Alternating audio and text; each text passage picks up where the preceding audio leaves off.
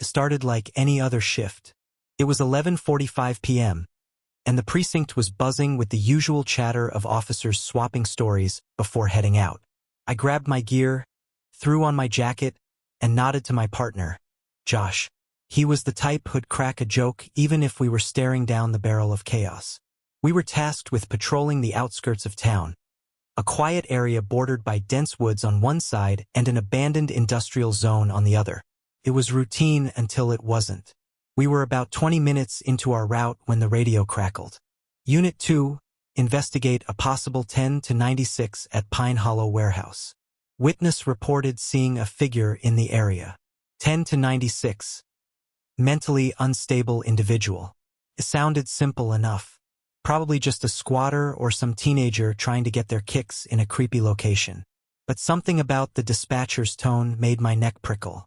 Copy that, Josh responded, tossing me a quick glance. I shrugged, but I couldn't shake the feeling. As we pulled up to the warehouse, the atmosphere changed. The air was heavy, still, like the whole area was holding its breath. Our headlights illuminated the cracked facade of the building. Rusted metal doors hung askew, and graffiti littered the walls. But it wasn't the sight of the warehouse that stopped me cold. It was the shadows that shouldn't have been there. They moved against the grain of our lights, slipping away into the corners like they were alive. Do you see that? I asked, stepping out of the car. Probably just the wind stirring up debris, Josh said, though his voice lacked its usual confidence. We entered cautiously, flashlights cutting through the thick darkness. Inside, the air was damp and reeked of mildew and something sharper, coppery. Blood? The first room was empty, save for a few discarded beer cans and a makeshift bedroll. Nothing unusual. But then we heard it. A faint, low hum. It vibrated through the walls, an unnatural sound that made the hair on the back of my neck stand up. Josh gestured toward the source, deeper into the warehouse. We moved as quietly as our boots would allow. The hum grew louder, interspersed with faint whispers. It sounded like multiple people murmuring at once, but the words were unintelligible. We turned a corner and froze. In the center of the room was a circle of candles, their flames unnaturally steady despite the draft. Around the circle were symbols, crudely drawn but unmistakably occult. Blood smeared the floor, leading to a figure hunched at the center of the circle. Police! Josh barked, raising his weapon. Step away from the candles. The figure didn't move. I stepped closer, my heart pounding. As the light from my flashlight hit the figure, it became clear it wasn't a person, at least not anymore. The thing had hollow eyes, its skin stretched taut like a mannequin's, and its head tilted at an unnatural angle. What the? Josh started, but the words died in his throat as the figure began to convulse. Its jaw unhinged with a sickening crack, and an inhuman screech filled the room, piercing and guttural. The candles flared, and the shadows around us sprang to life. Before we could react, the shadows swarmed. They moved like liquid smoke, circling us, cutting off any escape. My flashlight flickered, and for a split second, I saw faces in the dark. Twisted, anguished faces. Move! I shouted, grabbing Josh's arm. We bolted back the way we came, but the warehouse seemed to twist and shift, the corridors changing before our eyes. Behind us, the screech grew louder, closer. I turned and caught a glimpse of the figure. Its limbs elongated, its movement jerky yet horrifyingly fast. Josh fired his weapon, the sound deafening in the enclosed space.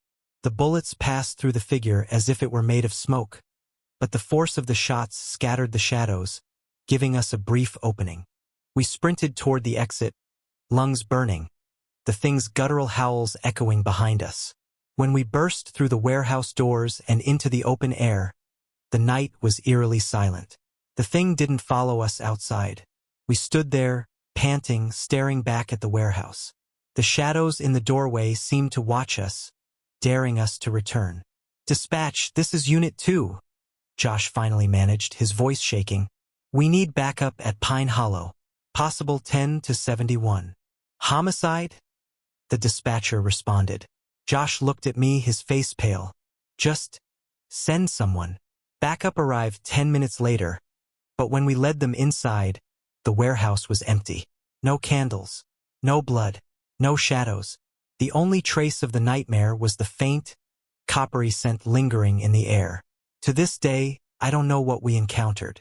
But I know one thing: I'll never step foot in Pine Hollow warehouse again. The days following that night at Pine Hollow were suffocating. Josh and I filed the official report, carefully omitting the parts that would get us sent for psych evaluations. Possible squatter activity, no suspects found. Standard boilerplate. But the nightmares didn't care about bureaucracy. Every time I closed my eyes, I saw that figure, its hollow eyes boring into me, and those twisted shadows, writhing like they had minds of their own. Josh called out sick for the rest of the week, though I knew he wasn't sick in the conventional sense. He was spooked, same as me. Then the phone calls started. It was a Thursday night, just after 2 a.m., when my cell rang. I was wide awake, staring at the ceiling, so I answered without checking the caller ID. Hello? My voice was hoarse, dry. At first, there was only static, faint and crackling. Then came the whispers, the same unintelligible murmurs we'd heard in the warehouse. I froze, gripping the phone tighter. Who is this? I demanded, though my voice trembled. The static grew louder, drowning out the whispers. And then, clear as day, a voice whispered through the noise. You shouldn't have come. I slammed the phone down, my hands shaking. I tried to rationalize it. Prank callers, a bad connection, but deep down I knew better. I barely slept that night, and when the sun finally rose, I felt no relief. When I got to the station the next morning, Josh was already there, sitting at his desk. He looked like hell, dark circles under his eyes, his face pale and drawn. He didn't even look up when I approached. You get any weird calls last night? I asked, keeping my voice low. Josh nodded slowly, his hands fidgeting with a coffee cup. It said we were marked, that it was watching. A chill ran down my spine. What's watching? Josh didn't answer. He just stared at the wall, his eyes glassy. The turning point came 2 nights later. I was patrolling solo, Josh having been pulled off active duty for stress-related reasons. It was supposed to be an uneventful shift. Just drive around, check in at the usual spots, and clock out. Around midnight, I found myself near the industrial zone again. I didn't mean to go back, but my subconscious had other plans. The warehouse loomed in the distance, dark and foreboding. Against every ounce of common sense, I pulled over and stepped out of the car. The air was colder here, sharper. The streetlights flickered as I approached the chain-link fence surrounding the warehouse. The gates were ajar, creaking softly in the wind. As I stood there, staring at the building, I felt it again. That heavy, oppressive atmosphere, like the whole area was alive and watching. I was about to turn back when I saw it. A figure stood in the doorway of the warehouse, barely visible in the shadows. It wasn't the same thing from before, this was different. Smaller, human-shaped. Hey, I called out, my hand instinctively reaching for my flashlight. The beam cut through the darkness, illuminating the figure. It was a woman. Her clothes were torn, her face pale and streaked with dirt. She looked terrified. Help me, she whispered, her voice cracking. Ma'am, are you hurt? What are you doing out here? I moved closer, keeping the flashlight trained on her. She took a step back, shaking her head violently. Still in there, she muttered. It doesn't let you leave. Not really. My stomach twisted. What's in there? Before she could answer, a sound echoed from inside the warehouse. A low, guttural growl that made my blood run cold. The woman's eyes widened in terror. You shouldn't have come back, she said, her voice trembling. I turned toward the sound, my flashlight sweeping across the darkness. For a brief moment, I saw it. Something massive. Its body coiled like smoke but with a distinct, skeletal outline. Its hollow eyes glowed faintly, fixed directly on me. I didn't wait. Grabbing the woman by the arm, I pulled her toward the car. She didn't resist, her breath coming in ragged gasps as we ran.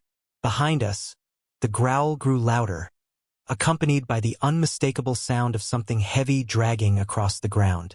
We reached the car, and I practically threw her into the passenger seat before jumping behind the wheel. Slamming the door shut, I started the engine. The headlights illuminated the road ahead, but for a split second, they also illuminated the thing. It was standing in the middle of the street, its form shifting and pulsing. It raised one skeletal arm, pointing directly at me. I floored the gas pedal, the tires screeching as we tore away from the warehouse. The woman didn't say a word the entire ride back to the station. She just stared out the window, her hands clutching the edge of the seat so tightly her knuckles were white. When we arrived, she finally spoke. "You can't stop it. You can only run." And then she got out of the car and disappeared into the night, leaving me alone with the weight of her words, and the knowledge that the thing from Pine Hollow wasn't finished with me yet. I didn't tell anyone at the station about the woman. I didn't even log the incident. It didn't feel real, none of it did. But the clawing fear in my gut told me it was far too real. The next day, Josh called. His voice was quieter than usual, his typical bravado gone. "You had another encounter, didn't you?" he asked. I hesitated. "Yeah, I saw something at the warehouse. And there was a woman. She warned me, said I couldn't stop it." Josh was silent for a long moment before finally saying, "I've been digging into Pine Hollow. The place has a history. That piqued my interest." "What kind of history?" "Bad history. It used to be a factory back in the 60s, but it burned down. The official report says it was an accident, but I found some old news clippings. The fire started in the basement, during a cult ritual." I gripped the phone tighter. "What kind of cult?" "Some offshoot of a death cult from the 40s. They called themselves the Brotherhood of the Veil. Their goal was, well, to open a gateway to another dimension." Josh's voice dropped. "To let something through." "Jesus, Josh," I muttered, pacing my kitchen. "And you think whatever they were trying to summon is still there?" "I don't think it ever left," he said grimly. That night, I couldn't shake the urge to go back to Pine Hollow. I knew it was stupid. Every instinct told me to stay away, but the whispers in the back of my mind wouldn't let me rest. Felt like I had to go, like I was being called.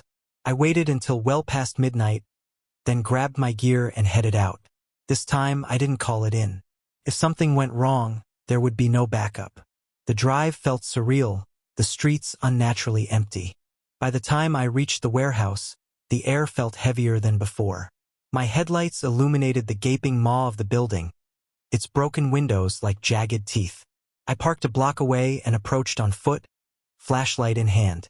As I stepped through the chain-link gate, the shadows seemed to thicken around me. My breathing grew shallow, every sound amplified.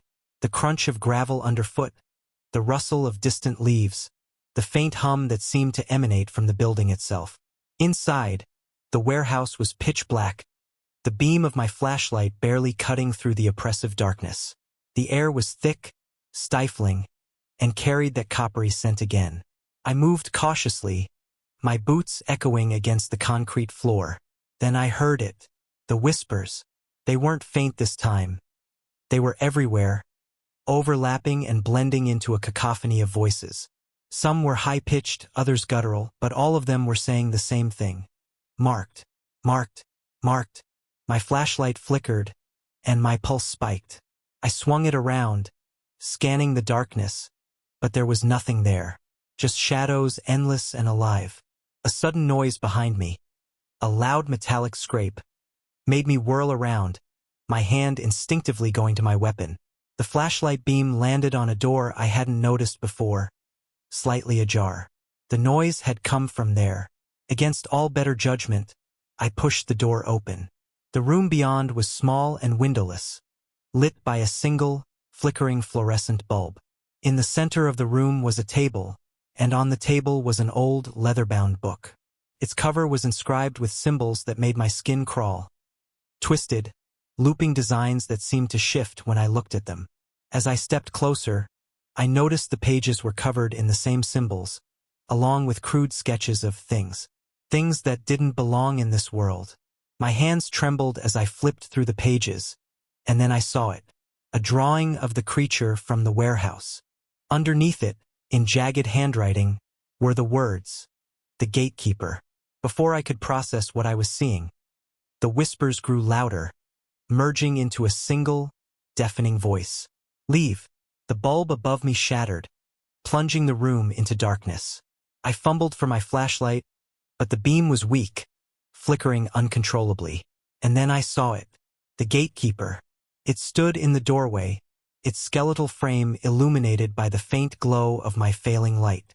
Its hollow eyes burned with an otherworldly fire, and its elongated limbs seemed to stretch and shift with each passing second. The whispers were gone now, replaced by a deep, guttural growl that seemed to reverberate through my very bones. I backed away, my mind screaming at me to run, but my body frozen in terror. The gatekeeper took a step forward, its movements jerky yet deliberate. Its arm extended toward me, and for a moment, I thought I saw something inside its hollow chest. A swirling void, pulling at the edges of reality. And then the book. It began to glow, the symbols on its pages lighting up with a sickly green hue. The gatekeeper recoiled, its growl turning into a roar of rage. Seizing the moment, I grabbed the book and bolted out of the room. The warehouse seemed alive now, the walls shifting and the shadows reaching for me. I didn't look back, my only focus on getting out. The whispers returned, louder and more frantic, but I ignored them. When I burst out into the open air, the weight lifted immediately. The whispers stopped, and the oppressive darkness was gone. But I didn't stop running until I reached my car. The book sat on the passenger seat as I drove away, its glowing symbols fading into nothingness. I knew one thing for certain. This wasn't over. Whatever the gatekeeper was, whatever it wanted, I was still marked. And now I had its book.